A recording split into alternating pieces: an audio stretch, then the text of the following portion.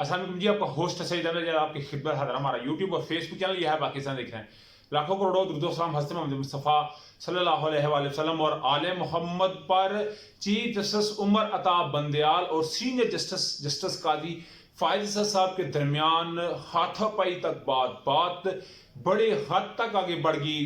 बात एक दूसरे को ताने तिशने देने तक और इस कदर आगे बढ़ गई कि छड़ी तक उठा ली गई। ये बात इस वक्त मंजर आम पे आ चुकी हुई है और ये बात इस वक्त सोशल मीडिया की जिंदगी बन चुकी हुई है। इस टाइम वक्त जो नसीम ज़ारा हैं वो खबर दे रही हैं, अपनी वीडियो में ये बात की है कि इस हद तक ये मामला चले गए हैं। ये सारे क्या मामला है मैं आपके साथ डिस्कस करूंगा कि एक चीफ जस्टिस साहब और एक जस्टिस काजी फायज साहब वो बड़े अच्छे खुशगवार मूड में मीडिया पेश कर रहा है, मगर इस वक्त ये क्या बात सामने आई है। कहा जा रहा है कि आज सुबह शायरी करने के बाद निकले वाक पे निकले तो दो ग्रुप आपस में ये बिल्कुल दस्तों गिरेबान तक होने को पहुंच गए और छड़ी तक उठाई गई। जस्टिस काजी फायज साहब का ग्रुप और चीफ जस्टिस उमर अता बंदयाल साहब का group. Chief justice Umar Ata Bandial साहब के साथ जस्टिस इजाजुल एहसन साहब थे और दो तीन और जस्टिस थे, और उधर जस्टिस काजी फायज साहब के साथ जस्टिस मंसूर अली और जस्टिस तारक साहब ये थे।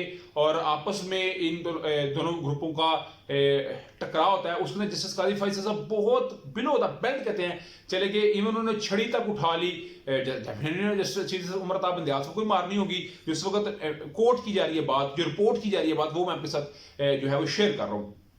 तो जिस पे बीच बचाव करके इस सारे मामले को रफा दफा कर दिया गया, मगर ये मैच पढ़ता पढ़ता कैसे रह गया, किस तरह हालात खराब हुए, ये एक बड़ी सीवियर किस्म की, बड़ी सीरियस किस्म के जो हैं वो एक हालात हैं जो एक चीफ जस्टिस साहब और सीनियर जस्टिस जो हैं वो उनके दरमियान। कुछ लोग ये रिपोर्ट कर रहे हैं कि जनाब ये उस वक्त हुआ है कि जब जस्टिस काजी फायज साहब पार्लियामान के अंदर चले गए, जब गोल्डन जुबली थी आइन की, कॉन्स्टिट्यूशन की, तो उस वक्त 14 जस्टिस साहबान उनको रोका, मगर फिर भी चले गए। तो उस वक्त उन्हें समझ आया कि ये तो किसी प्रॉक्सी का हिस्सा है उमर अता बंदयाल साहब को, तो इसलिए सारा मामला जो है वो सामने आया। और ये definitely point of no return है, यहाँ पे वापसी का भी कोई रास्ता नहीं।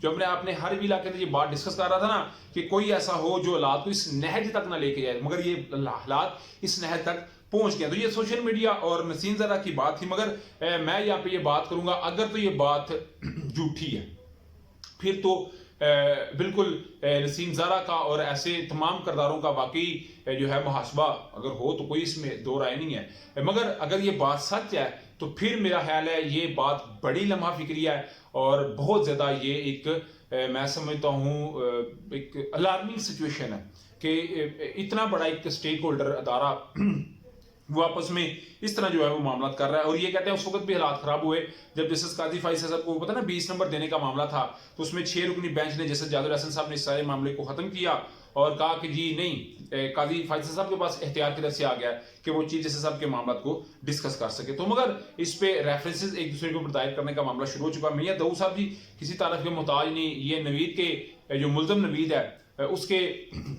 वकील हैं और जस्टिस काजी फायज साहब के ऊपर तो रेफरेंस दायर हो ही रहे थे, मगर चीफ जस्टिस उमर अता बंदयाल साहब के ऊपर रेफरेंस दायर किया गया इनकी जानिब से। तो ये अगर आप पहले चले जाए कोई 3-4 माह, ये 6 माह पहले चले जाए, किसी को इस शख्स का पता नहीं था, मगर ये मंजर आम पे आया है तो किसी खास मकसद के लिए आया है और खास मकसद आप सबके सामने है। उधर जी आज कौमी असम्बली के अंदर 5 बजे जैसे मैं अपने साथ ये वी लॉग रिकॉर्ड कर रहा हूँ बुलाना था, और इसके अंदर डेफिनेटली जो जवेद चौधरी साहब कहते हैं, जो उन्होंने कॉलम लिखा उसमें वो कहते हैं, वीडियो भी उनकी कॉलम भी होती है, उसमें उन्होंने बकायदा पे बात की है कि नवाज शरीफ साहब आजम नजीर तारड़ और अता तारड़ से शदीद नाराज है कि दोनों कानून है, कानून को समझने वाले हैं, तो इन्होंने हमें किसी जगह का नहीं छोड़ा। तो कहते हैं इन दोनों की गायबाना तौर पर छुट्टी करवा दी गई है। उधर जी परवेज साहब के लिए 50 गाड़ लिया गया है, उनका फैमिली समेत परवाना जारी है। एंटी करप्शन के सरबराह ना कहते हैं जी वो चट्टा साहब आए इसीलिए हैं, तो एंटी करप्शन ने जी इनको गिरफ्तार करना है, ईद के बाद इनको हर सूरत गिरफ्तार करना है। अगर मामला सेटल ना किया परवेज साहब ने, यानी कि वो उन्होंने इमरान खान साहब के साथ ना छोड़ा। अभी जी परवेज साहब के ऊपर ज़ुबैर खान उनके बेटे मोहन असलाई साहब के ऊपर FIR दर्ज है। आज उन्होंने एक बुरी जमानत करवा ली है, नहीं तो 27 अप्रैल को उनकी गिरफ्तारी हो सकती थी।